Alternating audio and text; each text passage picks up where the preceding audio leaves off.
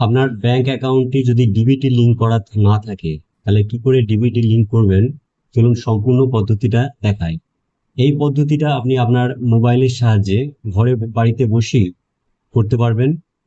আপনার হাতে যদি একটি অ্যান্ড্রয়েড মোবাইল থাকে তাহলে সেই অ্যান্ড্রয়েড মোবাইলের সাহায্যে আপনি বাড়িতে বসে আপনার ব্যাংক অ্যাকাউন্টটিকে ডিবিটি লিঙ্ক করতে পারবেন।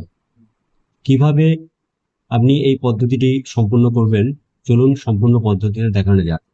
আর আপনাদের কাছে একটাই রিকোয়েস্ট যে ভিডিওটি কেটে কেটে দেখবেন না, সম্পূর্ণ ভিডিওটি দেখবেন, না হলে কিছু কিছু বিষয় আপনারা মিস করে যেতে পারেন, দেখা যাবে যে ডিবিটি লিঙ্ক সম্পূর্ণ হয়ে যাবে। তাই ভিডিওটি কেউ কেটে কেটে দেখবেন না, সম্পূর্ণ ভিডিওটি মনোযোগ সহকারে দেখুন। চলুন ভিডিওটি শুরু করা যাক।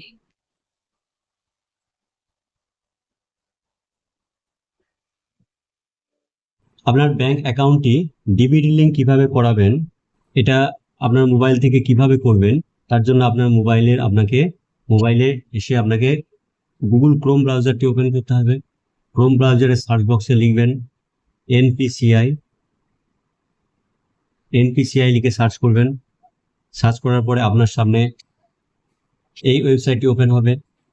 এই ওয়েবসাইটটি ওপেন হলে এই ওয়েবসাইটের উপর আপনি ক্লিক করবেন। ক্লিক করার পরে দেখুন এরকম একটি ইন্টারফেস আপনার সামনে শো হবে।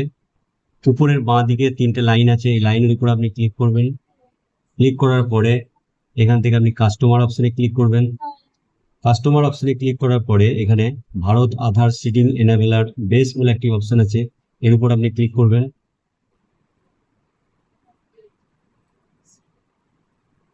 ক্লিক করলে আপনার সামনে এরকম একটি হোম পেজ খুলে যাবে। এই হোম পেজ খুলে যাওয়ার পরে এখানে দেখবেন আধার সিডিং ডিসিডিং এই অপশনটি রয়েছে, এই অপশনটির উপর আপনি ক্লিক করবেন। এইখানে দেখুন লেখা রয়েছে request for Aadhaar seeding deseeding, enter your Aadhaar number. এখানে আপনার আধার নাম্বারটি দিয়ে দেবেন।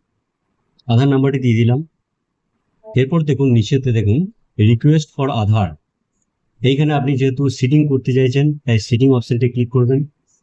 এইখানে তার নিচে দেখুন আপনি সিলেক্ট ইউর ব্যাংক, এখান থেকে আপনি ব্যাংকটা সিলেক্ট করবেন। প্রচুর ব্যাংক দেখাচ্ছে, আপনার যে ব্যাংক সেই ব্যাংকটি এখান থেকে সিলেক্ট করবেন। ব্যাংক সিলেক্ট করা হলো। যেহেতু এখানে দেখুন এরপর দেখুন সিডিং টাইপ, এখানে দেখুন 3টে অপশন দেখাচ্ছে। একটা হচ্ছে ফ্রেশ সিডিং, যদি আপনি প্রথমবার সিডিং করতে চান। তারপর হচ্ছে movement same bank with another account, যদি আপনার এই ব্যাংকে অন্য অ্যাকাউন্ট থাকে তাহলে আপনি এই অপশনটি চুজ করতে পারেন। তারপরে দেখুন from one bank to other bank, যদি আপনি ব্যাংক চেঞ্জ করতে চান তখন এই অপশনটি চুজ করবেন। যেহেতু এখানে আপনি ফ্রেশ সিডিং করতে চাইছি তাই ফ্রেশ সিডিং, এখানে অ্যাকাউন্ট নাম্বারটি দিয়ে দেবেন। তারপরে কনফার্ম অ্যাকাউন্ট নাম্বারটি দেবেন। অ্যাকাউন্ট নাম্বারটি দিয়ে দিচ্ছি। এবার এখানে কনফার্ম অ্যাকাউন্ট নাম্বার দিলাম। প্রথমে অ্যাকাউন্ট নাম্বারটি দিলাম, তারপরে কনফার্ম অ্যাকাউন্ট নাম্বার দিলাম, দিয়ে তারপরে দেখুন এখানে একটা লেখা উঠেছে, এটাতে টিক দিলাম। টিক দেওয়ার পরে নিচে ক্যাপচা কোডটি পূরণ করে দেবেন। ক্যাপচা কোডটা দিয়ে দিলাম। ক্যাপচা কোড দেওয়ার পরে নিচে দেখুন এই সাবমিট অপশনে ক্লিক করতে হবে। নিচে দেখুন এখানে সাবমিট অপশন দেখাচ্ছে, এই সাবমিট অপশনে ক্লিক করুন। তারপরে দেখুন একটি পপ আপ মেসেজ আসবে যেটাতে টার্মস অ্যান্ড কন্ডিশনস লেখা আছে। এই টার্মস অ্যান্ড কন্ডিশনের পপ আপ মেসেজ নিচের দিকে এলাম। নিচের দিকে এসে পুরো সম্পূর্ণ নিচে চলে আসতে হবে। এইখানে দেখুন একটা লেখা আছে অ্যাগ্রি অ্যান্ড কন্টিনিউ, এই অপশনটিতে আপনাকে ক্লিক করতে হবে। ক্লিক করার পরে আপনার রেজিস্টার্ড মোবাইল নাম্বারে একটি ওটিপি যাবে, সেই ওটিপিটা কিন্তু আপনাকে এখানে বসিয়ে দিয়ে কনফার্ম করতে হবে।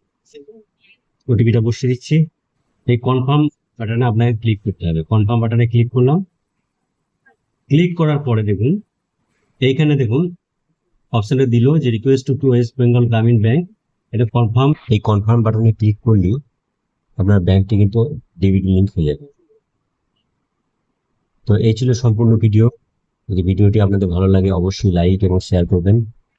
আপনাদের সাথে কথা হবে পরবর্তী ভিডিওতে। ততক্ষণের জন্য সুস্থ থাকবেন, ভালো থাকবেন। ধন্যবাদ।